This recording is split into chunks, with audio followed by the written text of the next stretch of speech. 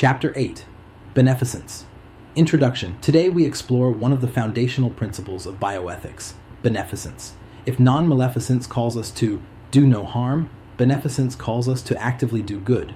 It is the moral obligation not only to avoid causing injury, but to take positive steps to help others, promote their well-being, and prevent harm where possible. In healthcare, beneficence is not optional. It is a core ethical duty. It underpins every clinical decision, from choosing a treatment plan to advocating for public health measures. Beneficence is the principle that says, we are not just here to avoid hurting people, we are here to help them flourish. 1. Defining beneficence.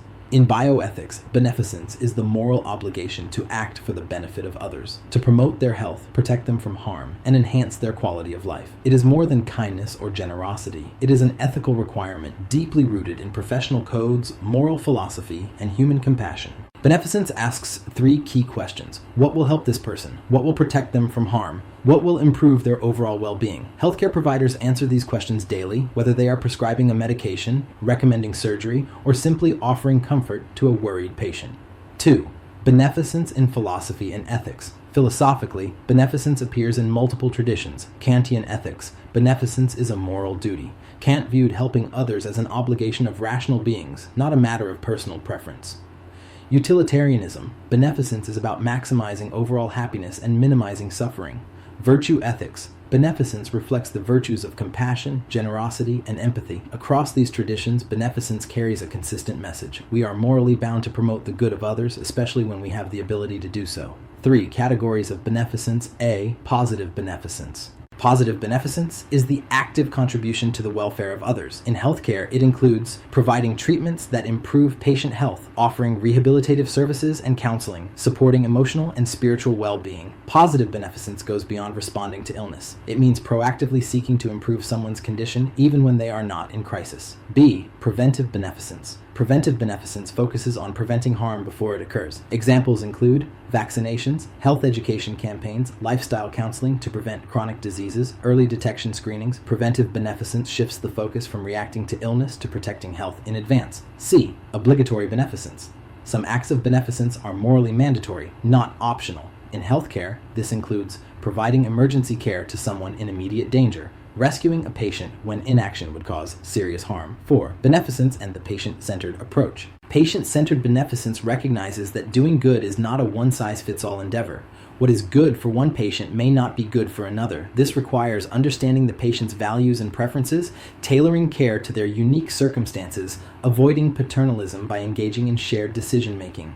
In other words, beneficence is not about imposing our idea of what is best. It is about working with the patient to determine what is truly in their best interest. 5. Beneficence and public health. In public health, beneficence operates on a larger scale.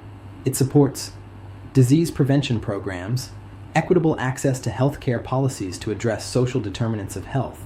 Public health beneficence often involves balancing individual freedoms with the good of the community. For example, a vaccination campaign benefits society as a whole, even if some individuals resist it. 6. Beneficence versus autonomy. A central tension in healthcare ethics is between beneficence and autonomy. Autonomy respects a patient's right to make their own decisions. Beneficence urges us to do what will help them most. Sometimes these align beautifully. Other times they collide. Example: a patient refuses a life-saving surgery due to fear or personal beliefs. Beneficence might push us to persuade them to accept. Autonomy requires that we respect their refusal. Navigating this tension requires empathy, clear communication, and respect for the patient's dignity. 7. Beneficence and paternalism. Paternalism occurs when healthcare providers make decisions for patients for their own good, sometimes without their consent. Soft paternalism, intervening when the patient lacks full understanding or decision-making capacity. Hard paternalism, intervening even when the patient fully understands and refuses. While paternalism is often justified in the name of beneficence, it risks undermining trust and autonomy. Ethical practice calls for minimizing paternalism through shared decision-making and informed consent. 8. Beneficence in research. In medical research, beneficence requires designing studies that maximize potential benefits, minimizing risks to participants, ensuring that vulnerable populations are not exploited. The Belmont Report famously includes beneficence as one of its 3 ethical principles, along with respect for persons and justice. 9. Beneficence and technology. With new technologies come new beneficence challenges: telemedicine, ensuring remote care maintains quality and accessibility; AI in diagnosis, using algorithms to improve accuracy while avoiding biased genetic testing; balancing the benefits of early knowledge with the risks of anxiety or discrimination. Beneficence demands that technology serves the patient's well-being, not just efficiency or profit. 10. Examples in practice. Positive beneficence. A nurse arranges community resources for a patient after discharge to ensure continuity of care. Preventive beneficence. A doctor initiates a smoking cessation program to reduce lung cancer risk. Obligatory beneficence. An emergency physician treats an unconscious patient without first obtaining consent to prevent death. 11. Ethical decision-making with beneficence. When applying beneficence, identify the potential benefits of the action. Assess possible risks and whether they are justified. Consider the patient's values and goals. Balance beneficence with autonomy, justice, and non-maleficence. Act with compassion and respect. 12.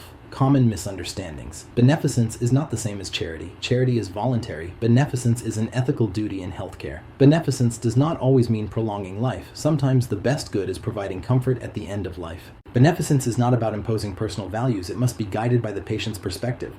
13. Closing reflections. Beneficence is the heartbeat of ethical healthcare. It compels us not just to avoid harm, but to actively work for the good of those we serve. Yet, beneficence is not simple. It requires discernment, respect for autonomy, awareness of cultural values, and humility about our own perspectives. In the end, the most ethical healthcare is rooted in a deep commitment to doing good, guided by wisdom, compassion, and respect for the human person.